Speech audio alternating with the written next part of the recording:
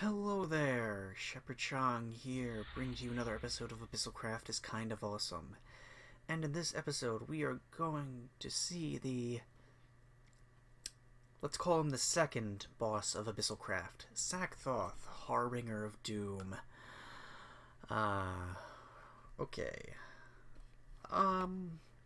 Let me just clarify with you all about what I mean when I sort of call him the second. Sackthoth is an optional boss. There are, let me think, I believe it's 4 ways you can encounter him. The first is get through creative and there's a spawn egg. The second is this here, the Ritual of Shadows. A third way is through a craftable item, which I don't actually think I ever showed off. I think I'll have to do that in this episode then.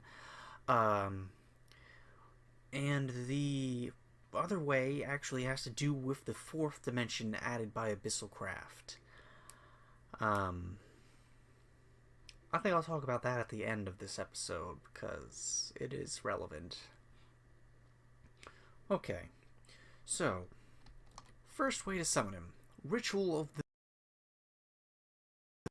How do you do it? You do it like this. Or ritual... Damn it. I said Ritual of the Sleeper, didn't I?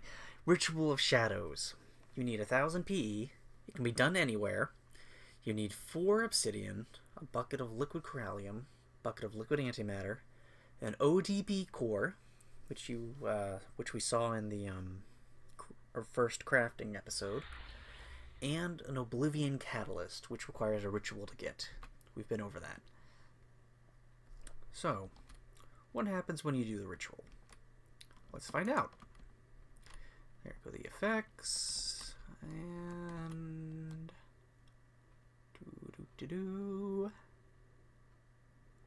there he goes. I am unleashed. Feel the wrath of the dark realm, mortal. And here he is. Sackthoth, Harbinger of Doom. I keep saying Harbinger. Harbinger. You'll notice that unlike Asura, he is taking damage from the plated corallium chestplate. And he has 300 HP, and you notice that he has 20 armor points. That means he is basically wearing the equivalent of full diamond armor. He will be harder to hit.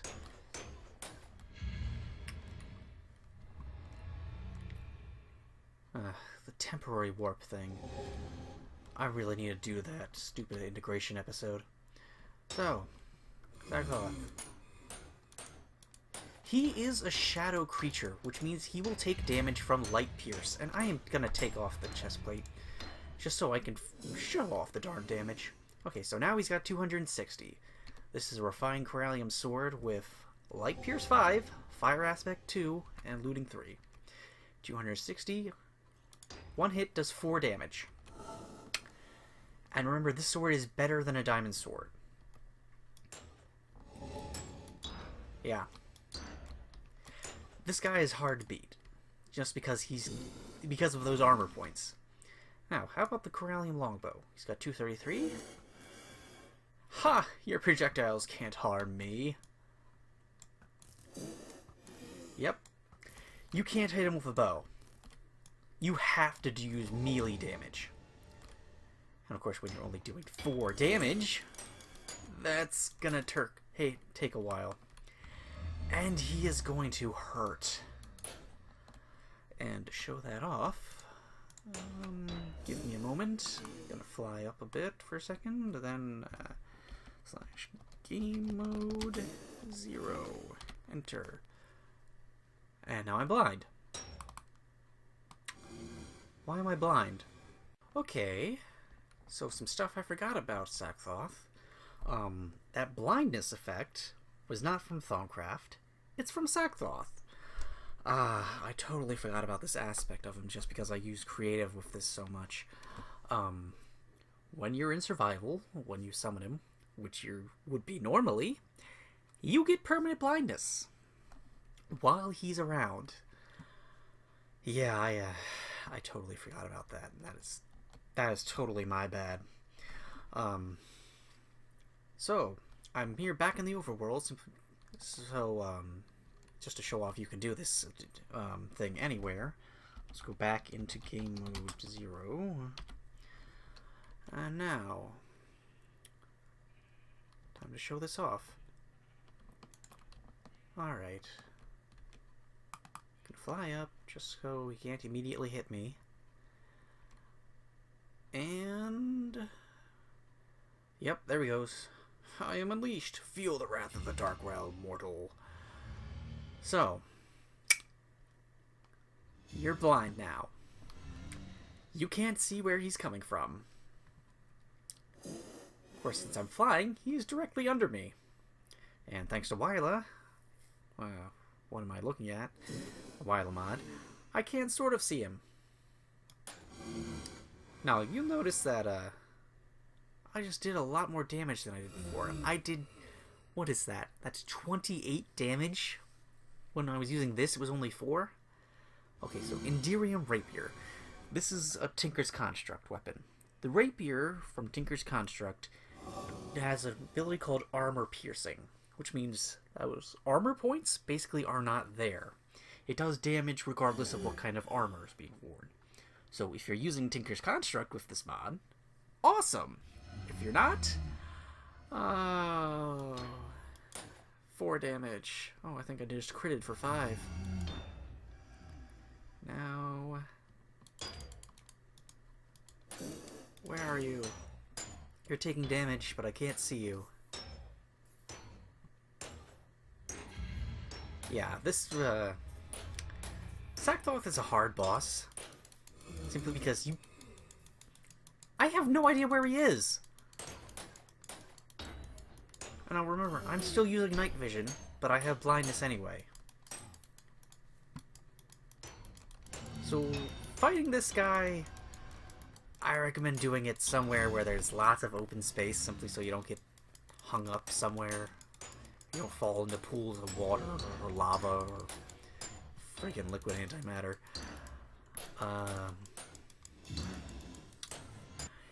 If you want to fight Sackthoth, I really recommend you be prepared, because this is hard.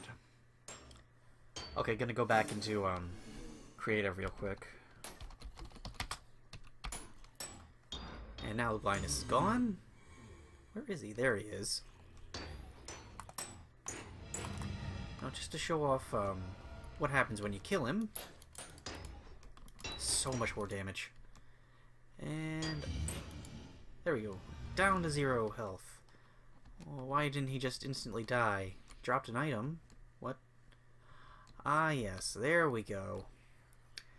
When you kill Sackthoth, he spawns shadow mobs. Those are the shadow creatures, the shadow monsters, and shadow beasts. And he drops a bunch of really good stuff, if you can manage to kill him. Let's see. What does he drop? Shards of Oblivion. You remember how difficult those are to get. I trust. Recipe? Transmutation Gem of Joy and 4 Shadow Gems. You get shadows. These, in this case, I got 7 Shadow Gems from killing him. A whole bunch of Shadow Fragments.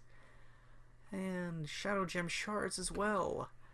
Now there's one other item which he might have dropped. Let's see if I can find it. He died near this thing, so it might have fallen into the water. Yeah, it might have. There it is. This here. Sackthoth's Soul Reaper Blade.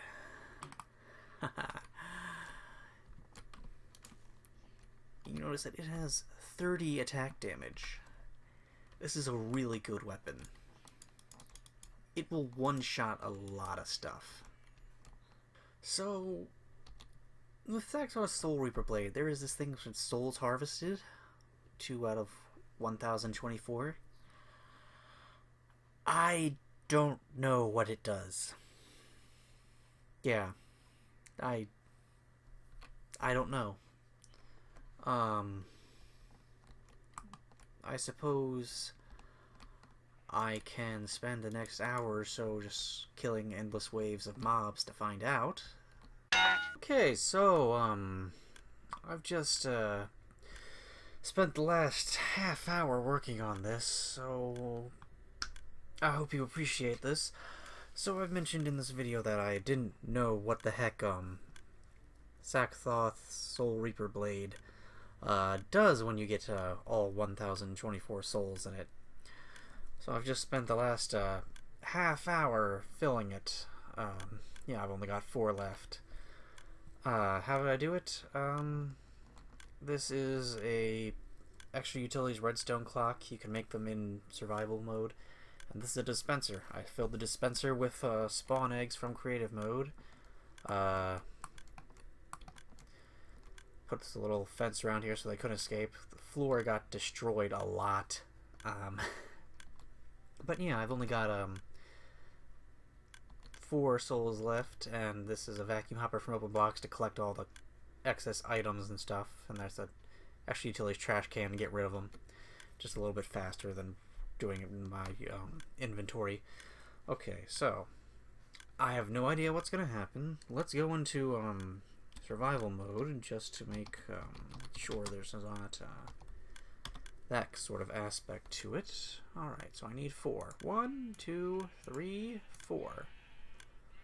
1, 2, 2, 3. Okay, let's check. 1 more. And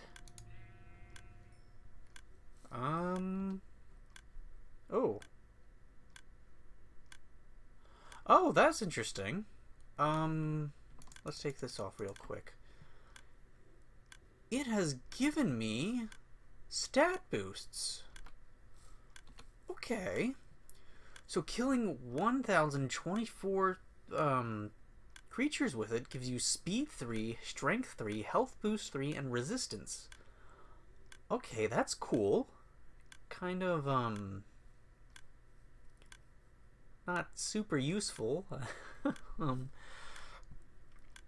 Yeah, I think that was start out as 2 minutes, maybe? 1 minute 45 seconds for most of those. Probably a minute or 45 for the resistance. Okay, that's neat. Not super practical, but neat. I did not know this. So, that was, what the Sackthoth Soul Reaper Blade does. Interesting that it uses up durability, too, when you use it.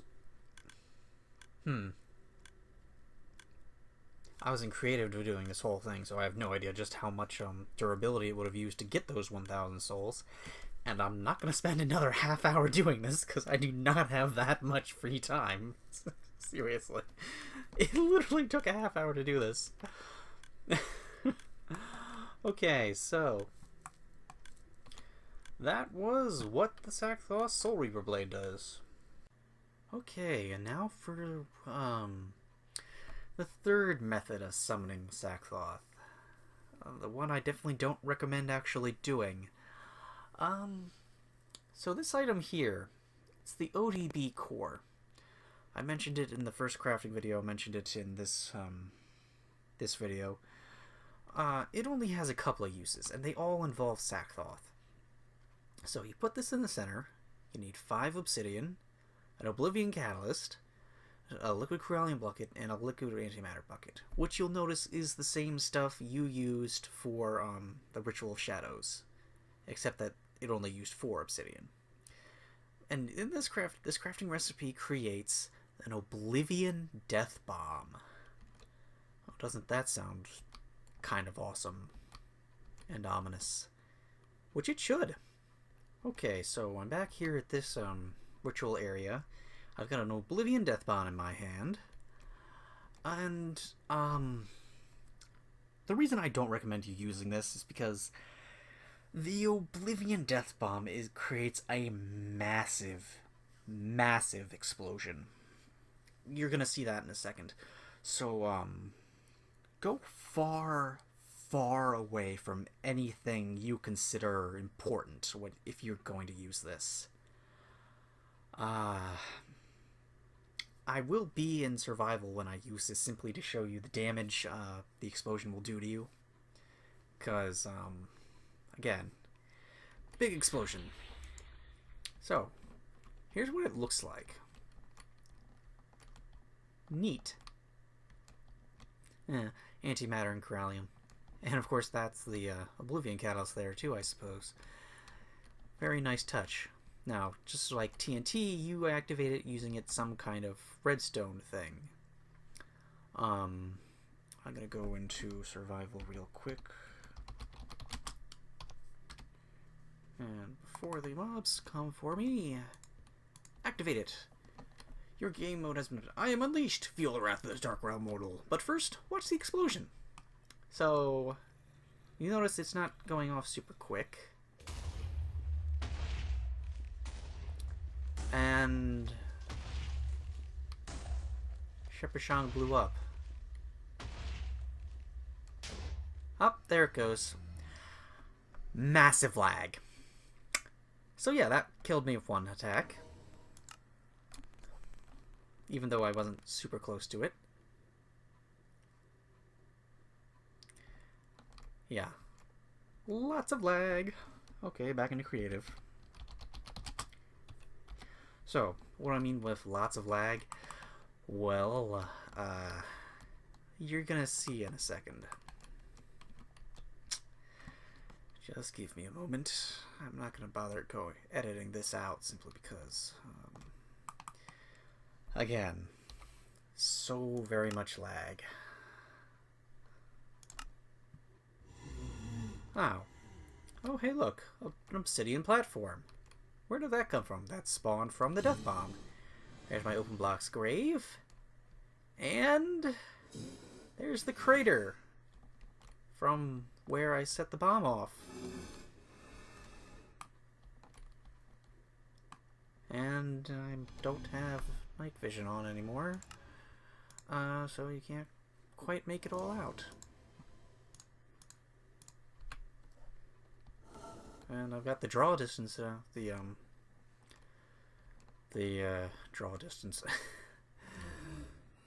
the sight distance on the chunk sight distance down to low. So yeah, I've got it down to 4 chunks. This crater is more than 4 chunks wide. Oh my. Yeah. It's big, and it's laggy. And now Sackthoth is just sort of here forever. Because you probably died in the explosion. Let's be honest. Get off of that. Yeah. Big explosion, pretty much instant death. Don't do this unless you're, I don't know, crazy. You've gotten some sort of invincibility. Yeah, there's... Use the death bomb at your own risk. It's nuts. Okay, so that was, Sackthoth, Harbinger of Doom. And if you decided to summon him, you probably died terribly. Yeah. Especially if you use the stupid death bomb. God. Yeah. So, that last method for, Sackthoth, once you get to the 4th dimension, the Dark Realm, Sackthoth just sort of spawns there. Randomly. At any time. And there can be more than one of them at a time. Yeah. If you play through Abyssalcraft, you're going to the Dark Realm no matter what. Whether you want to or not. Just as a heads up for you. So you will eventually probably have to fight Sackthoth. Yeah. But for the moment, he's optional. And for good reason. So, I think that's gonna be it. This was Shephershang. This was an episode of Abyssalcraft is Kind of Awesome. Goodbye.